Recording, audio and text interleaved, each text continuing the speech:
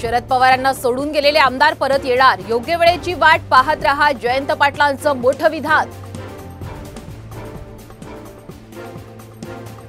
पुण्यात महापालिकेच्या विरोधात मनसेचं आंदोलन, रस्त्यावर पाणी साचल्यानं होळीत बसून मनसे कार्यकर्त्यांची घोषणाबाजी.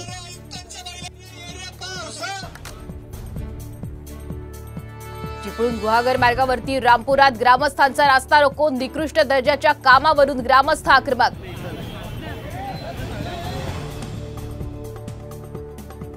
पुण्यात सारथी संस्थेच्या विरोधात मराठा समाजाचे विद्यार्थी पुन्हा आक्रमक, सारथीच्या प्रलंबित प्रश्नांसाठी विद्यार्थ्यांचं आंदोलन.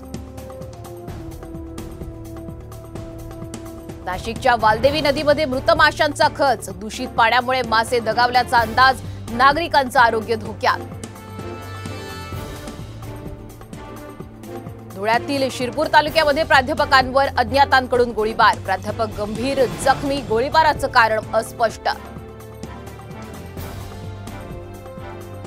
पिंपरी चिंचवड शहर पोलिसांकडून 4 बांगलादेशी नागरिकांना बेड्या, आरोपींना बनावट कागदपत्र तयार करून देणाऱ्या अज्ञात आरोपीचा शोध सुरू. छत्रपती संभाजीनगर शहराला पाणी पुरवठा करणारी जलवाहिनी फुटली, पाण्याची मोठी नासाडी, शहराचा पाणी पुरवठा 2 दिवस होणार विस्कळीत.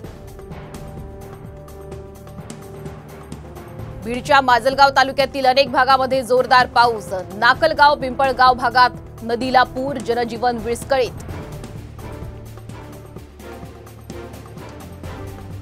छत्रपती संभाजीनगरमध्ये मुसळधार पाणी टंचाईपासून नागरिकांना दिलासा मिळणार.